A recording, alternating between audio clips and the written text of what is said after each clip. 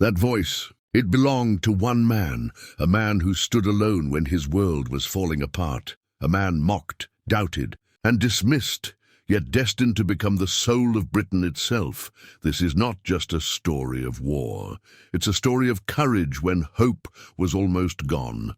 A story of a flawed, stubborn, brilliant man whose words lit a fire in millions of hearts. This is Winston Churchill, Britain's greatest Prime Minister.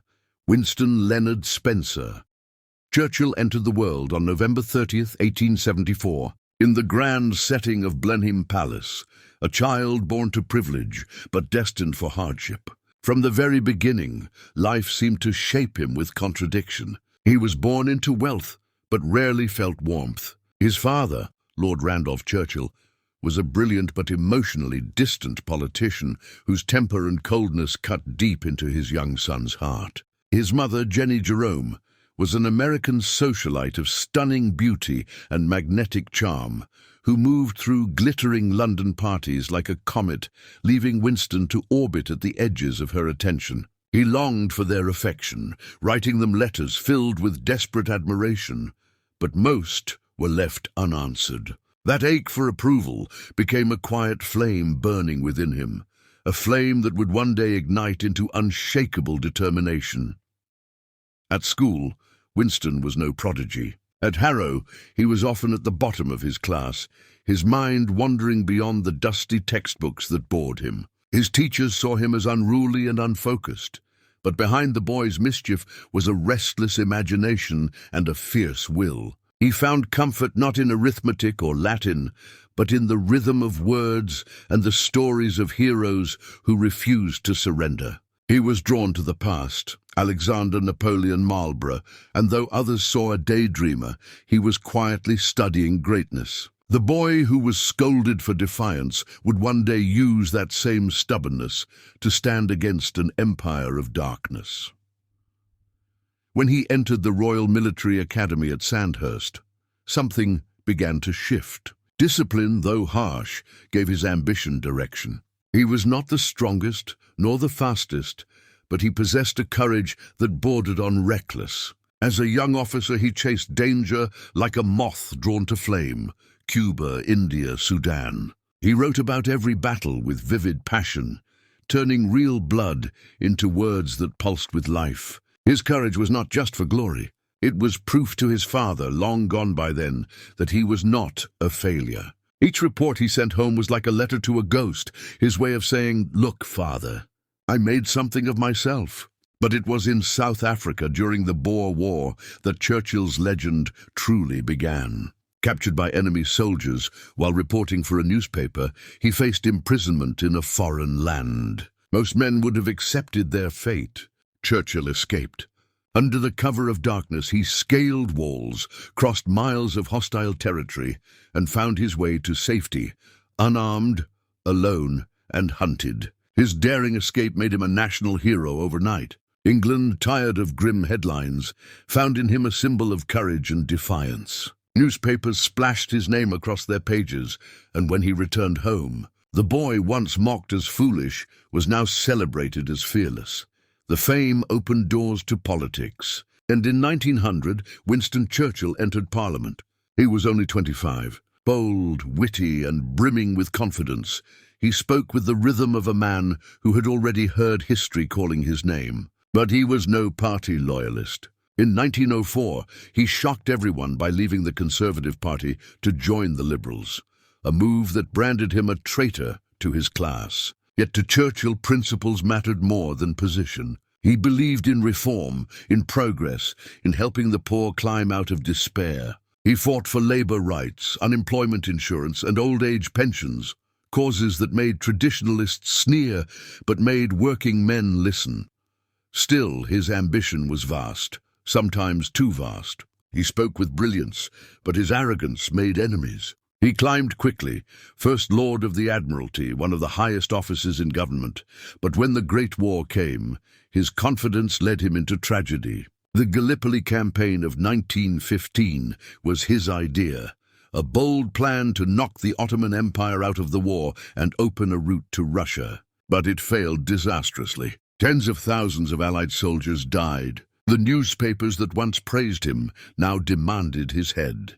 Overnight, the hero became a villain. His political career crumbled, his name stained. He was forced to resign. In his darkest days, Churchill withdrew to the countryside with his wife Clementine, who stood by him when the rest of the world turned away. He took up painting, brush and color becoming therapy for his restless soul. The man who once commanded fleets now painted quiet lakes and sunsets, searching for peace in color where he had lost it in politics. But he never stopped believing in his purpose. He read voraciously, studied history, and wrote. He filled page after page, trying to understand where he had failed and how he could rise again. He said once that success is going from failure to failure without losing enthusiasm, and he lived that truth. Through the 1930s, he watched with growing alarm as Europe shifted under the shadow of tyranny. Adolf Hitler had risen in Germany, his armies growing, his ambition unhidden. Churchill warned Parliament of the danger, pleaded for rearmament, and demanded Britain wake up before it was too late. But few listened. The nation, weary of war, wanted peace at any price. The newspapers mocked him again, calling him the warmonger, the last imperialist, a man from another age. Yet Churchill's stubbornness never wavered. He spent those wilderness years in the solitude of his study, writing books about history, painting, and waiting for destiny to call again. He watched the world drift toward catastrophe, whispering to himself the words he would one day speak to millions. The era of procrastination, of half measures, of soothing and baffling expedients, is coming to a close. In its place, we are entering a period of consequences. And then came 1939. The storm broke. Germany invaded Poland. France and Britain declared war. The peace Churchill had been condemned for opposing was shattered in an instant. Suddenly, the man once ridiculed as paranoid was seen as prophetic. The very qualities that made him unpopular, his defiance, his warnings, his refusal to compromise, were the ones Britain now needed. By May 1940, with Nazi forces sweeping across Europe and the British Army facing annihilation, the nation turned to him. Winston Churchill, at 65, was summoned to lead Britain in its most desperate hour. As he took the oath of office, he knew the weight of history rested on his shoulders. He stood before his cabinet, his voice steady and grave, and declared, "I have nothing to offer but blood, toil, tears, and sweat." Outside, the bombs had not yet reached London, but the dark clouds of war already loomed. People whispered in fear, wondering if their island would survive. Churchill, cigar in hand, looked out the window of 10 Downing Street and muttered softly to himself, "This is the job I was born for." The years of loneliness, the ridicule, the heartbreak, all of it had been preparation. The boy who once longed for his father's approval was now the father of a nation in peril. His entire life had been leading to this single moment, the moment Britain would need not just a politician, but a lion. And as the world began to crumble, that lion began to roar. The weight of war pressed heavily upon the world in 1940. Europe had fallen like dominoes before Hitler's unstoppable machine. Poland, Denmark, Norway, Belgium, Holland, France. Each defeat echoed across the seas, and soon all that remained between tyranny and freedom was one small island, Britain. The enemy's eyes were fixed on it like a predator circling its final prey. Londoners could feel it in the air, that sharp edge of fear before the storm. And in that moment of desperation, when hope itself seemed too fragile to hold, Winston Churchill rose to speak for a nation. He stood in the House of Commons, shoulders slightly hunched, cigar clenched between his fingers, and eyes burning with something that could not be extinguished. "We shall fight on the beaches," he said, voice rumbling like distant thunder. "We shall fight on the landing grounds. We shall fight in the fields and in the streets. We shall never surrender." Those words were more than a speech, they were a promise. And though the faces before him were pale with fear, something began to stir in the hearts of the people. The old bulldog, mocked for years, had returned to lead them through fire. But behind that voice of defiance was a man staring into the abyss. Every night Churchill read reports that grew darker. Ships sunk, cities bombed, men lost. The German Luftwaffe was preparing for an assault on Britain. The Blitz would come soon. His war cabinet argued endlessly. Some whispered that peace talks might be necessary. He knew what that meant: surrender, humiliation, slavery. He would rather see London in ashes. In those long nights beneath the streets of London, inside the war rooms with their low ceilings and stale air, Churchill worked tirelessly. Maps covered the walls, dotted with pins marking battlefronts and losses. Cigarette smoke curled through the lamps as he paced, muttering strategies, questioning generals and demanding answers. He barely slept. His mind was a storm, part courage, part exhaustion. Clementine, his wife, saw the toll it took on him. She often found him late at night, sitting alone, glass of whiskey in hand, staring at the map of Europe. His face, once full of colour, had grown pale and lined. "You must rest, Winston," she would whisper. He would look up, eyes soft for a moment, and say, "There can be no rest while our boys fight for liberty." The years after the war brought a strange silence to Winston Churchill's life. The kind of quiet that feels too loud for a man who once commanded the fate of nations. The cheers of victory had faded, the echo of his speeches had grown distant, and Britain, weary from years of sacrifice, now looked toward rebuilding, toward youth, toward something new. For the first time in decades, Churchill found himself without an enemy to fight, without a battle to lead. He had led Britain to triumph, but the same people who once hailed him as a saviour now voted him out, replacing him with promises of progress and reform. To many, he was a man of the past. To himself, he was a man whose war had simply changed shape. It was a cruel irony that stung him deeply. On the night of his election defeat in 1945, he sat quietly with Clementine at Chartwell, his beloved home in the countryside. The hum of cicadas filled the air outside, but the silence inside was heavy. "Clemmy," he said softly, his voice carrying both exhaustion and acceptance. "They have cast me out." She reached for his hand and smiled gently. "You gave them victory, my darling. Now they must find their own peace." Churchill nodded, but his eyes betrayed the ache of a man who had been defined by struggle. Without it, he felt hollow. Yet Churchill was never one to surrender, not even to the slow passage of time. He turned again to writing, his pen now his sword. Page after page poured from his study, memories of war, reflections on leadership, and the philosophies that had shaped his unyielding resolve. He wrote as if fighting the fading of memory itself, determined to ensure that the lessons of courage and endurance would never be forgotten. His 6-volume masterpiece, The Second World War, would become one of the most important historical works ever written. Through his words, he shaped not only the record of history, but its very meaning. Still, beneath the surface, he struggled.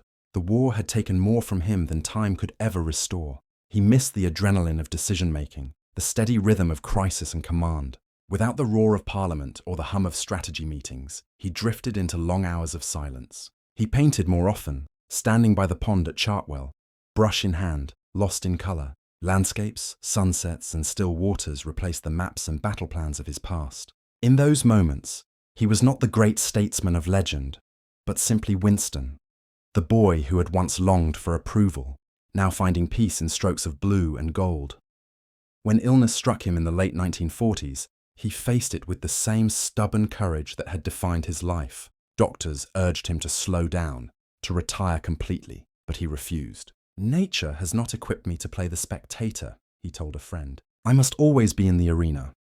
And in 1951, fate gave him one final chance to lead. At 76 years old, Churchill returned as Prime Minister. The Britain he inherited, however, was not the same country he had once led through war. The empire was fading, colonies were seeking independence, and the New World Order was taking shape under the shadow of the Cold War. Churchill, though older and weaker, understood the danger of this new kind of conflict. He spoke of an iron curtain descending across Europe, a warning that the struggle for freedom was far from over. Many thought his time had passed, but his mind remained sharp, his foresight clear. He became a bridge between generations, a living reminder of what it meant to stand firm when the world trembled. But time, relentless and unkind, began to claim him piece by piece. His hands trembled, his steps slowed, and even his memory, once sharp as steel, began to fade. Still, he refused to let go. He continued to meet world leaders, to paint, to write, to smile. When Queen Elizabeth II was crowned in 1953, Churchill, her first Prime Minister, wept quietly as he knelt before her. To him, it was not merely ceremony, it was the passing of an age. He saw in her the dawn of a new Britain, one that would carry the legacy he had built into the future. That same year, he received the Nobel Prize in Literature, not for fiction, but for the power of his words to shape humanity's understanding of courage. The citation praised him for his mastery of historical and biographical description, as well as for brilliant oratory in defending exalted human values. When the news reached him, he smiled faintly and said, "It is perhaps the only prize I can win without fighting for it." But deep inside, he knew it was recognition not just of his writing, but of his voice, the same voice that had once kept a nation from falling apart. His final years were quieter, spent mostly at Chartwell, surrounded by books, paintings, and family. Visitors often found him in his garden, sitting in his favourite chair, cigar in hand, staring at the horizon as if watching the last light of history fade. He would talk about politics, but more often about life, about mistakes, about persistence, about how one must never, never, never give up. Those who met him near the end spoke of a gentleness that had replaced his old ferocity. He was tired, yes, but at peace. When a series of strokes weakened him in the early 1960s, he gradually withdrew from public life. The man who had once commanded armies could now barely hold a pen. Yet even in frailty, he retained his dignity. On his 90th birthday, the world celebrated him with parades and tributes.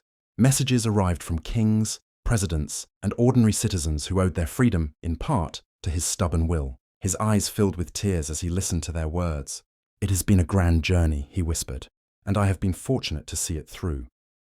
On the morning of January 24, 1965, exactly 70 years after his father's death, Winston Churchill breathed his last.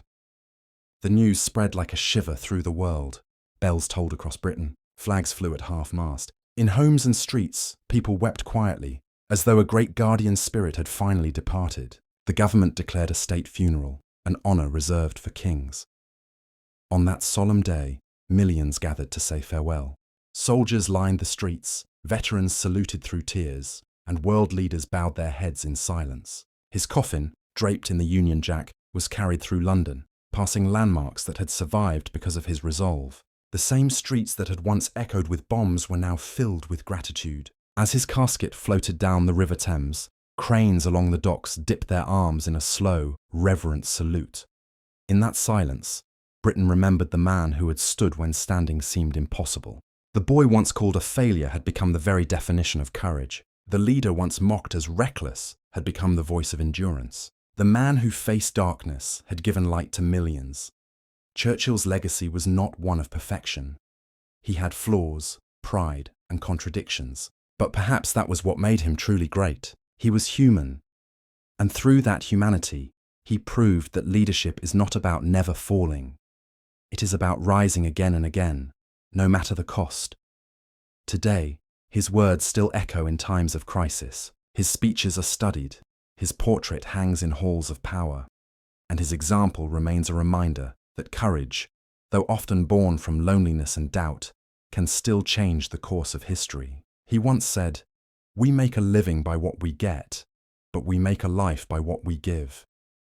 Winston Churchill gave everything, his strength, his brilliance, his very soul, to the cause of freedom. And in doing so, he earned a place not only in history, but in the hearts of all who believe that even in our darkest hour, there is always a light worth fighting for.